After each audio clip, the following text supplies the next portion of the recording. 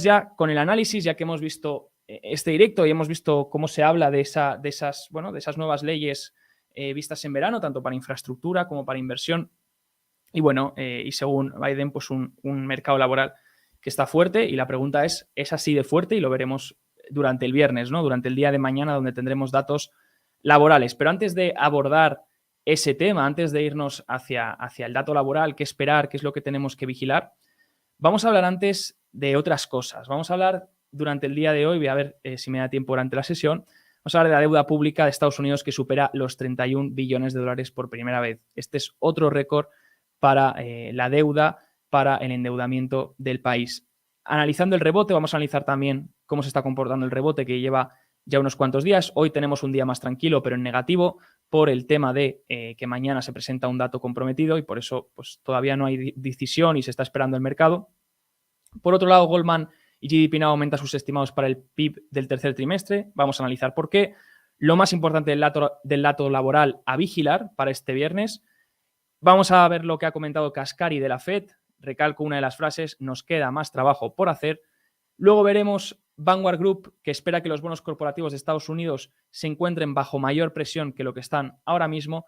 Y por último, vamos a ver cómo la demanda de protección frente a un crash de los mercados se está reduciendo. ¿Qué quiero decir con esta demanda de protección frente a un crash en los mercados? Pues que la demanda de puts sigue alta, el ratio put-call sigue alto, pero la demanda por puts que están muy alejadas del dinero, que se encuentran a precios muy alejados, por tanto, que estimarías un crash de las bolsas, pues se está reduciendo. Vamos a analizar también por qué. Vamos con la primera noticia, y es que nuevo récord, nueva medalla de oro para Estados Unidos, ya que la deuda pública supera los 31 billones de dólares por primera vez en toda su historia.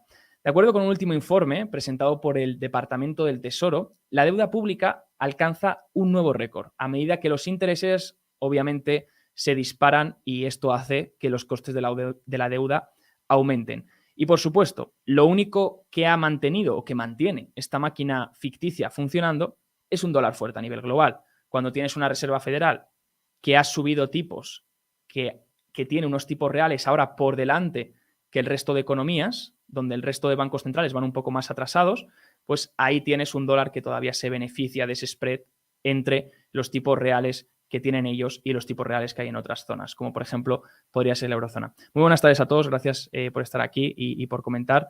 Un saludo a todos por pasarse un día más al canal de Negocios TV. Bien, unos tipos al alza, esto es lo importante, unos tipos al alza podrían añadir un billón de dólares, trillón en estadounidense, unos tipos al alza podrían añadir $1 billón adicional a lo que la Fed gasta en concepto de intereses durante esta década. Y esto es un análisis que trajimos en el cierre de ayer, de hecho lo tienen en los vídeos de ayer si lo quieren ver, que hablábamos del informe de Fitch, donde la agencia de calificación Fitch alertaba sobre las potenciales pérdidas de los bancos centrales. Y ahí lo tienen resumido si lo quieren ver, ya que eso ya lo tocamos ayer. ¿Cuál es el problema con esto? Si siguen subiendo los tipos y los costes de la deuda aumentan. Pues que mientras el gasto se ha reducido ligeramente, tras acabar ahora mismo con los programas que había de las ayudas por la pandemia, aún así la administración de Biden continúa gastando casi $500 millones al mes. Con todavía un mes por delante del ejercicio fiscal de cerrarse, el gobierno ha gastado ya 5,35 billones de dólares, y parece que habría más gasto por delante. Estaban escuchando a Biden hace un tiempo, ese gasto en infraestructura, ese gasto en desarrollo, ese gasto en innovación. Bueno, pues todo esto obviamente se traduce en más gasto para el gobierno. Hace poco se aprobó otro paquete de ayudas masivas para luchar contra la inflación, otros paquetes de ayudas para Ucrania y una reducción de las deudas estudiantiles, de las cuales obviamente aún no vemos los efectos. Además del aumento del gasto, el aumento de las tasas de interés inflará aún más la deuda. Cada incremento en los tipos de interés real, en los tipos de intereses, eleva el gasto del gobierno federal. Hasta ahora, en 2022, el Tesoro estadounidense ha desembolsado 471.000 millones de dólares para financiar únicamente estos pagos por intereses del gobierno. Para ver ese número en contexto, hemos dicho 471.000 millones de dólares durante este año, en lo que va de año, pero para poner ese número en contexto, en el año 2021, en el año anterior, el pago por estos intereses de la deuda se encontraba en 356.000 millones de dólares. Esto supone un incremento aproximado del 30% y posiciona el gasto en intereses como el sexto más importante por parte del gobierno. Si la intervención de la Fed bueno, si miramos el ratio, primero, de la deuda PIB, el ratio de deuda contra el PIB es del 125,12%. Y los estudios muestran que cuando estás por encima del 90%, en este ratio, el crecimiento económico se ralentiza en un 30%.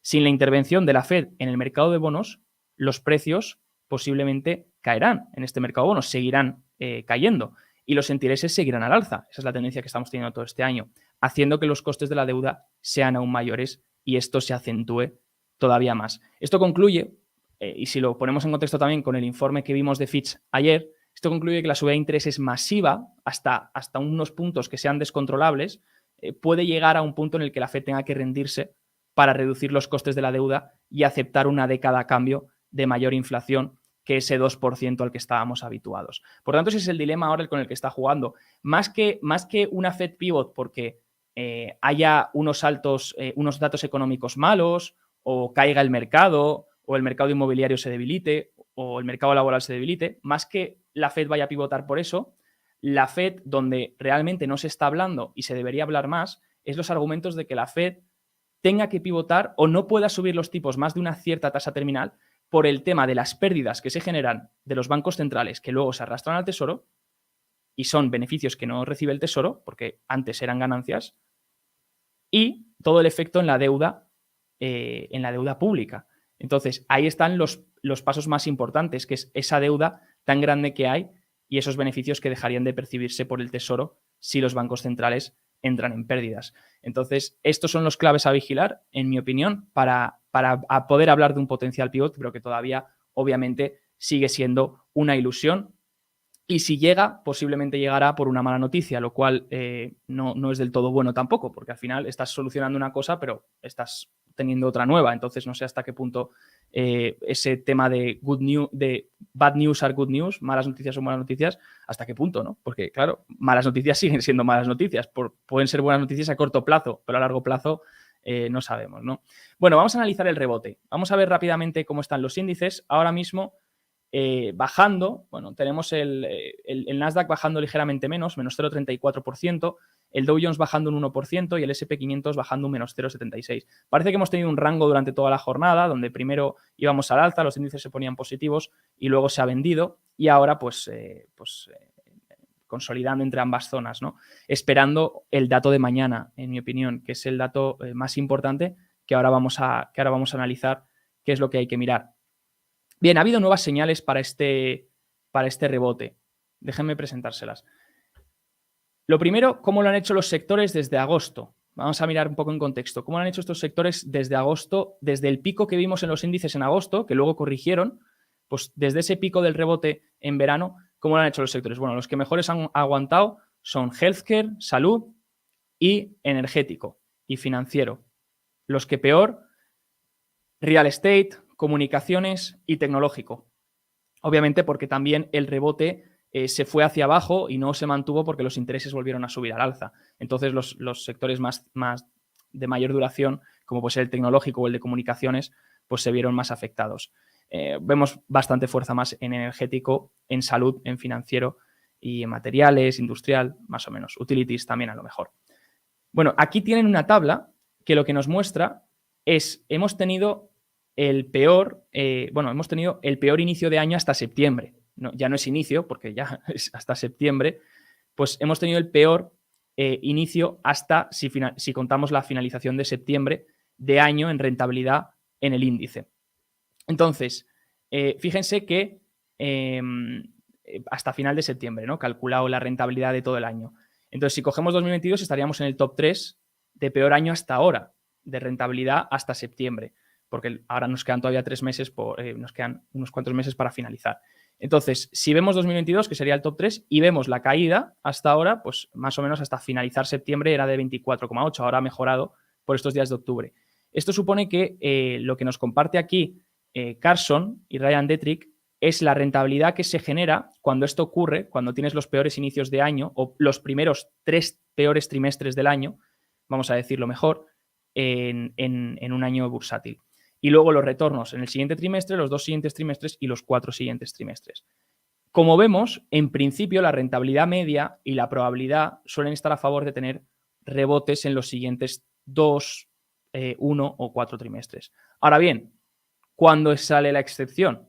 Cuando te topas con mercados bajistas más pronunciados, como pueden ser 2001 y 2008, que fíjense que 2008, por mucho que llevásemos hasta septiembre el 1, 2, 3, 4, quinto peor año, porque 2022 no estaba en ese momento, a pesar de ello, el siguiente trimestre fue negativo, los 2 siguientes trimestres también y los 4 siguientes trimestres también. Y en 2001 fue negativo a los 4 siguientes trimestres, pero tuvimos unos cuantos rebotes tanto el siguiente trimestre como a los 2 siguientes trimestres del 10%.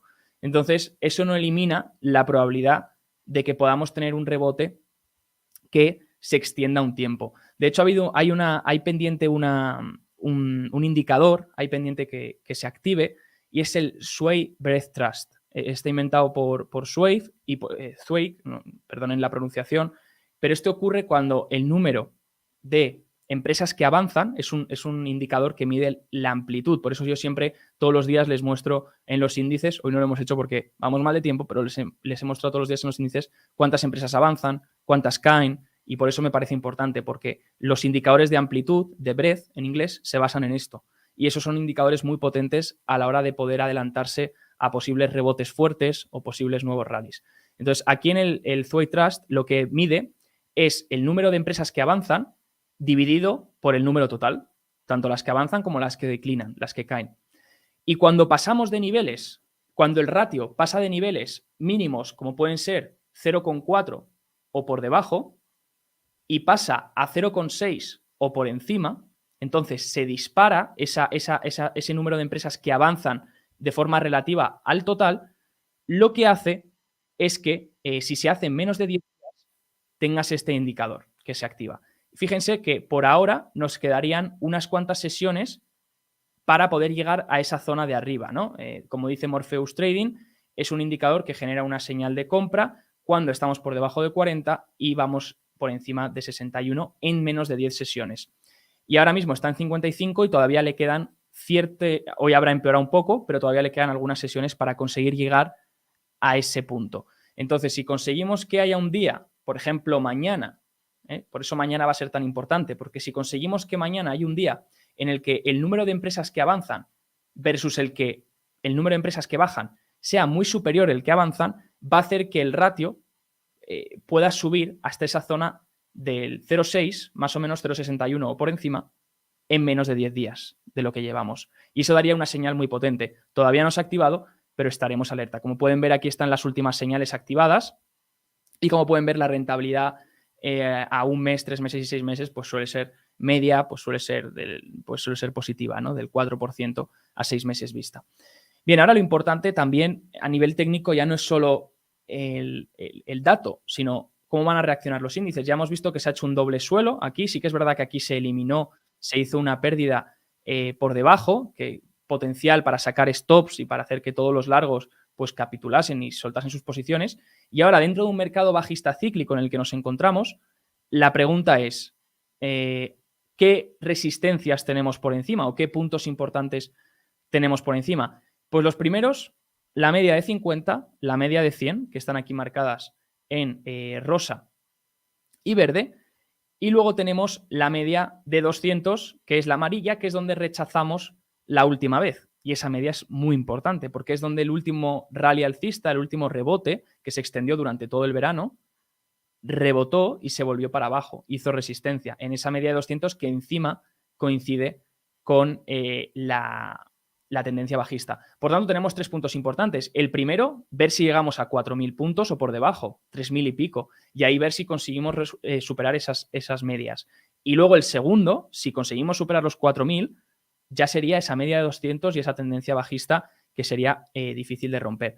También si miden, y luego lo podremos hacer, la caída desde el máximo hasta el mínimo visto, normalmente la teoría de Dow lo que dice es que te gusta, si trazas un FIBO desde el máximo hasta el mínimo, la teoría de Dow lo que te gusta es que recuperes el 50% del retroceso y que te mantengas ahí. En verano sí que recuperamos, si cogemos el máximo al mínimo y trazábamos un FIBO, sí que este nivel recuperaba el 50%, más del 50%, pero fíjense que no lo aguantó. Entonces no tuvimos confirmaciones, no lo aguantó durante muchos días. Entonces, Ahora tendremos que ver si llegamos a ese punto, si hay confirmaciones, pero todavía estamos muy lejos y por ende lo iremos viendo a medida. Vamos a irnos un segundo a Publi y continuamos con el análisis.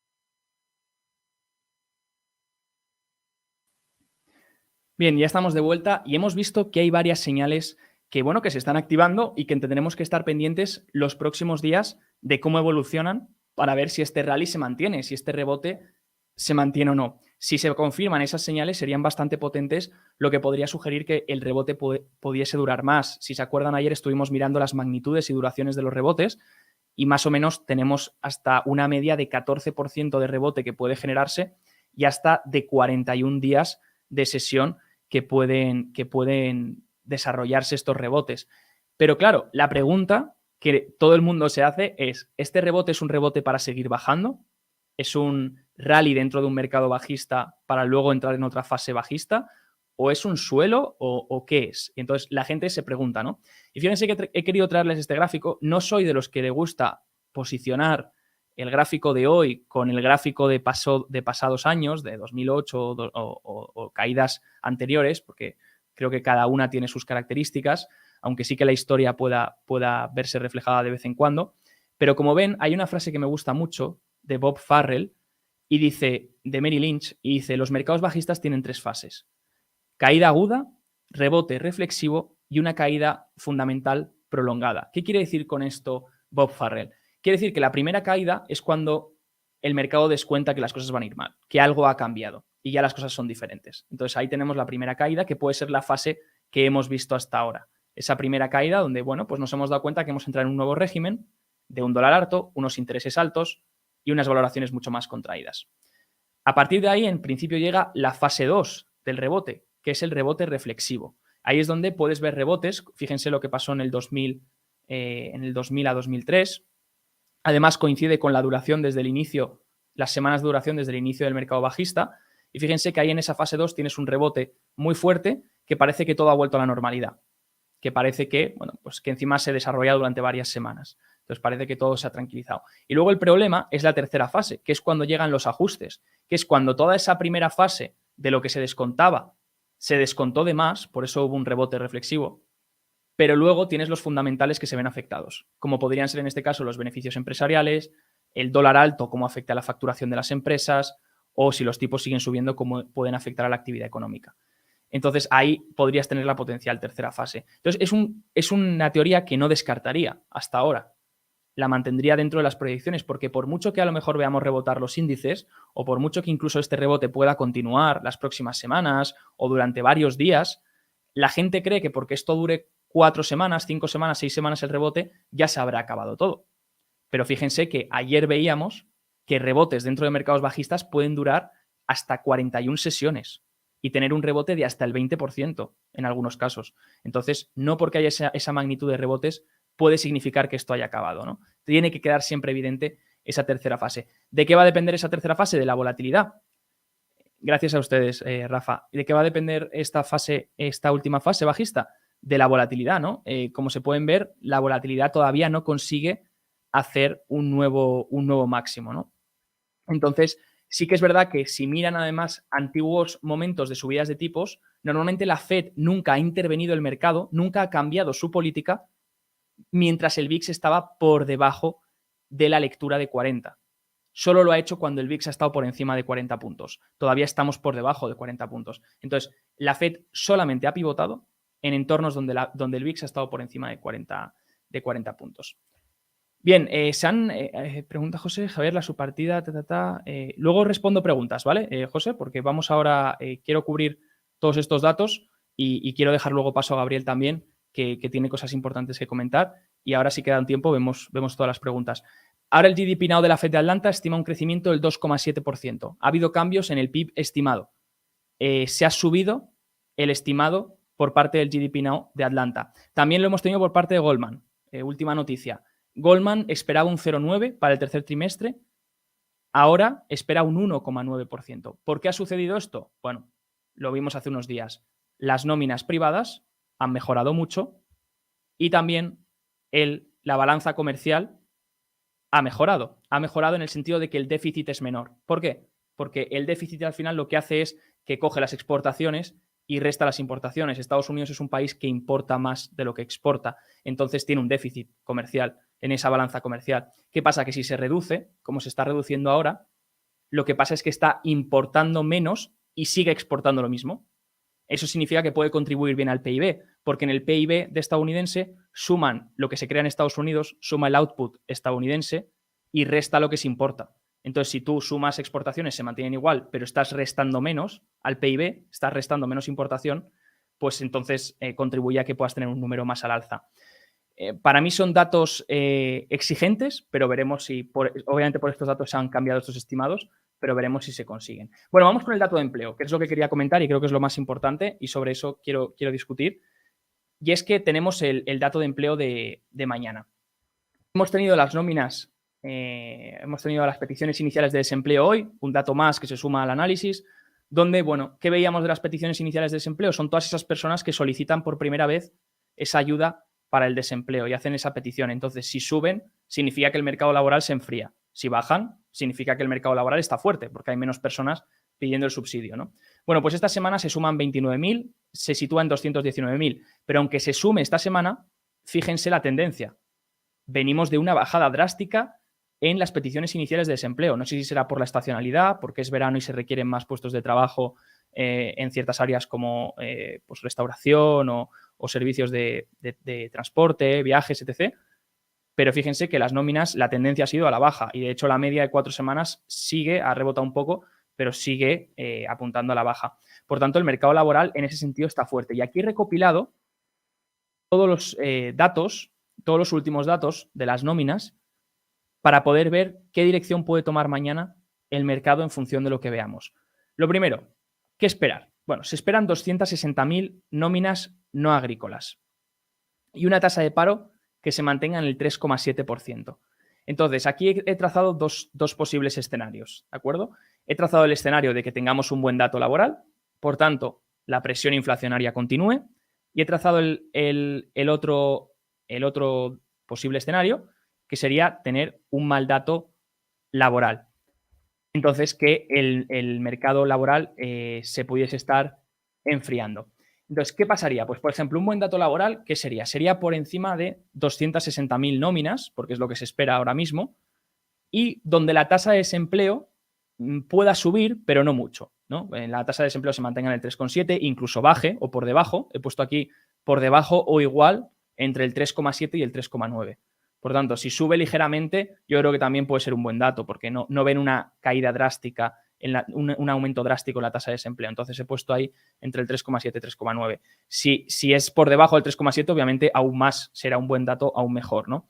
¿Qué genera esto? Si estás cerca de lo esperado o por encima y por debajo en la tasa de desempleo, ¿qué significa esto? Pues que el dólar podría posiblemente ir al alza, descontando mayores subidas de tipos, los intereses también, descontando que no va a haber pivot por parte de la Fed, porque la Fed ya ha recalcado que necesita frenar la espiral inflacionaria de las nóminas, y que los activos de riesgo pueden ir a la baja, por tanto, porque si los intereses suben, el dólar sube y ves que no se está tranquilizando el mercado laboral, no se está enfriando, pues los índices podrían retroceder un poco tras ese dato, incluso los activos de riesgo caer. Ya veremos en qué magnitud lo hacen mañana, ¿no? ¿Por qué? Porque sugeriría una Fed hawkish y aumentaría drásticamente las probabilidades de 75 puntos para noviembre. acuerdo? Entre 50 y 70 puntos. Sí que es verdad que la probabilidad ha estado siempre más en 75 desde las últimas semanas, pero lo aumentaría aún más esa probabilidad, ¿no? ¿Datos que apoyan esta tesis a que veamos un buen dato laboral? Bueno, los datos que hemos tenido la última semana. Las initial claims que han salido, pues hoy han ido bajando en los últimos meses. A pesar de que hoy hayan aumentado esta última semana, las initial claims, las peticiones iniciales de desempleo, se han reducido en los últimos meses. De hecho, aunque hayan subido hoy, se ha dicho que estamos en niveles históricamente bajos. Entonces, las peticiones iniciales de desempleo históricamente están en niveles bajos todavía. Luego, las nóminas del ADP que salieron ayer, que es uno de los razonamientos que ha hecho subir al estimado del PIB por parte de Goldman y por parte del modelo de la Fed de Atlanta, esas nóminas del sector privado salieron fuertes y se revisaron el mes anterior al alza también. Por tanto, ese dato apoya a que podamos ver un buen dato laboral mañana, lo que sugiere una Fed hawkish todavía, ¿no? Y luego que el ratio, por mucho que los job openings hayan bajado, que ahora lo vamos a ver en la otra parte, el ratio de puestos vacantes libres para empleo versus desempleados sigue siendo del 1,7. Sigue habiendo 10 millones de vacantes disponibles por parte de demanda de trabajadores en Estados Unidos. Entonces, esos 10 millones de puestos, por mucho que tengas 6 millones de desempleados, todavía tienes muchos puestos disponibles, hay mucha demanda. Y aunque haya caído y hayamos tenido en los job openings una caída récord mensual en el último mes, todavía siguen altos. Entonces, tú puedes caer, pero si todavía estás desde un punto muy alto, pues sigues en un dato alto, ¿no? Y luego tendríamos la otra cara de la moneda, que es que salga un mal dato laboral. Entonces, ¿qué podría ocurrir? Esa lectura, en mi opinión, sería por debajo de 250.000, porque se esperan 260, pues por debajo de 260, por debajo de 250, diría que ya a lo mejor se podría considerar un dato que vaya enfriando, ¿no? Y luego que la tasa de desempleo sea superior al 3,8, entre el 3,8 y el 3,9. Esto haría que el mercado percibiese, en principio, un mal dato, depende ya de la magnitud de cuánto nos alejemos, eso ya es difícil de saber, pero en caso de que fuese un mal dato y el mercado lo perciba como tal, el dólar index debería ir a la baja, los intereses a la baja y los activos de riesgo al alza, o los índices al alza, ¿no? Lo que sugeriría una Fed un poquito más dovish. Aumentaría la probabilidad, se descontaría menos probabilidad de 75 puntos, aumentaría ligeramente la de 50, dependerá obviamente del dato, de la magnitud de cuánto se aleje el dato de lo esperado, pero empezaría a aumentar la probabilidad de 50 un poco más. ¿Y datos que apoyan este posible escenario? Bueno, pues que hemos tenido una caída histórica mensual en los job openings. Si descontamos el COVID y no tenemos en cuenta los meses de la pandemia, ha sido la caída histórica de los job openings. Ha habido un 1,1 millones de caída en la demanda de vacantes de empleo. Luego también los quits han bajado, pero muy ligeramente, únicamente en ciertos sectores. Por tanto, hay ciertos sectores en los que la gente ya no está abandonando el trabajo porque no siente tanta libertad para poder cambiar y demás, lo que muestra que puede estar aflojando por el lado de la demanda. Y luego hemos visto despidos masivos en tecnológicas. Por mi parte, no sé exactamente qué dato va a ser. Les he puesto los datos que creo que apoyan una cosa y que apoyan otra. Estaremos pendientes mañana. Aquí en Negocios TV emitiremos en cuanto veamos el dato, yo daré mi opinión sobre lo que creo que van a hacer los mercados, porque va a depender mucho de la magnitud del dato. Ya no solo si superan estimados, por eso he puesto unos baremos muy amplios, pero ya no solo si superan estimados y salen más fuertes de lo esperado, sino también si salen ligeramente peor de lo esperado. Puede ser un argumento para los alcistas. Entonces, de eso va a depender el dato. Entonces, dejemos que el mercado se pelee y tome una dirección para confirmar el rebote de estos días, ¿no? Porque según Kashkari, de hecho, las últimas palabras de Neil Kashkari, presidente de la Fed de Minneapolis, dice, y recalco, tenemos más trabajo por hacer. Lo ha dicho hoy. Ha dicho, no está dispuesto a declarar una pausa en la política monetaria hasta que no vea evidencias de que la inflación ha hecho techo y se dirige hacia abajo. Kashkari era uno de los miembros más dovish, tenemos que recordarlo, era uno de los miembros menos agresivos de la Fed del año pasado y este año se ha vuelto uno de los miembros más hawkish, más restrictivos. Dice que espera que haya pérdidas y desaceleración en la economía global a medida que nos movemos a un escenario de tipos altos y recalca que es la naturaleza del capitalismo. Y un punto importante también, ha dicho, es los precios de las commodities se mueven arriba y abajo, haciendo referencia a que el dato de inflación sí puede bajar por el precio de las commodities en la categoría de energía.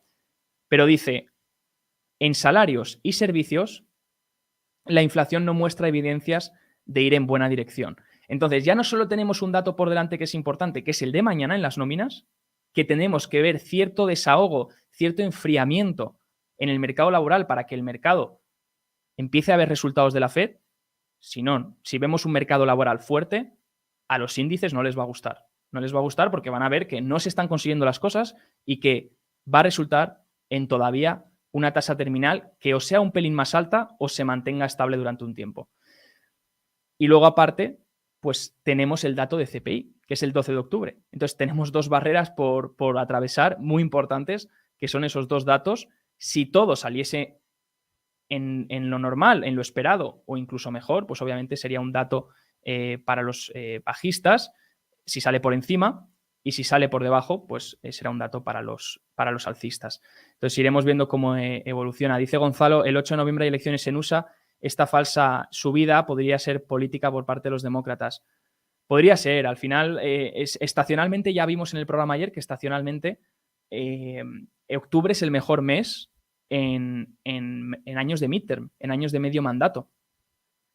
Entonces, esas elecciones midterm de por sí ya estacionalmente te generan una media de un mes positivo justo antes de las elecciones. También porque eliminas muchas incógnitas y eliminas mucho miedo del mercado por ciertos temas más políticos, ¿no? Pero bueno, veremos cómo evoluciona. Este rebote fue solo para tomar liquidez, es una trampa alcista, podría serlo, ¿no? Por eso tenemos que esperar esas confirmaciones, ¿no? Efectivamente, todavía ya hay gente hablando del pivot, ya hay gente hablando del suelo otra vez. Ya hemos visto, tenemos diferentes escenarios. O podría ser un rebote dentro de un mercado bajista cíclico, rebotes que, como hemos visto, pueden extenderse durante mucho tiempo, ¿de acuerdo? Fíjense, podríamos estar en esta fase 2, como dice Bob Farrell de Merrill Lynch, que las caídas bajistas tienen tres fases, la caída aguda, rebote reflexivo y una caída fundamental prolongada, ¿no? Podríamos estar en esta fase 2 y que durase mucho tiempo. O podríamos desencadenar una fase 3 que hiciese caer los índices todavía más. ¿Qué hace falta, en mi opinión? Y eso sí que creo que es necesario para que los índices sigan cayendo. Un catalizador. Y un catalizador que sea nuevo. Ya sea una quiebra, ya sea una noticia sobre el mercado de crédito, ya sea algo. Parece ser que podía ser Credit Suisse la pasada semana. Deutsche Bank no lo fueron finalmente. Pero si hace falta algo, es un catalizador muy negativo para que el mercado entre en esa fase 3, que es donde ya obtienes la capitulación final, ¿no? Es donde ya obtienes niveles de lectura del VIX por encima de 50 puntos, por encima de 60, y ahí es donde la gente capitula. Entonces, todavía parece ser que no hemos visto signos de capitulación en el mercado. Por eso, también podría haber un rebote muy prolongado durante un tiempo y luego que todo, a medida que se van viendo los efectos en los beneficios empresariales, pues que eso pueda ajustar también a la baja. De hecho, si tengo por aquí, fíjense, tengo por aquí que ahora mismo, la caída que estamos teniendo ahora mismo, sigue sin confirmarse la recesión, según las instituciones, aunque ya hemos tenido 2 trimestres negativos de PIB consecutivos, por tanto tenemos una recesión técnica. Aún así, la caída, es la línea azul, la caída que estamos teniendo en el S&P este año coincide con caídas vistas en recesiones, porque la línea negra son mercados bajistas, la mediana en mercados bajistas que no tienen recesión, y la roja es mercados bajistas que sí tienen recesión económica incluida. Entonces, fíjense que la caída más o menos es consistente, la que estamos teniendo este año, con años que ha habido recesión. Entonces, estamos en las magnitudes de ver un bajista que incluya esa potencial recesión, que iremos viendo si se confirma, ¿no? Bueno, vamos a pasar a publicidad y ahora seguimos.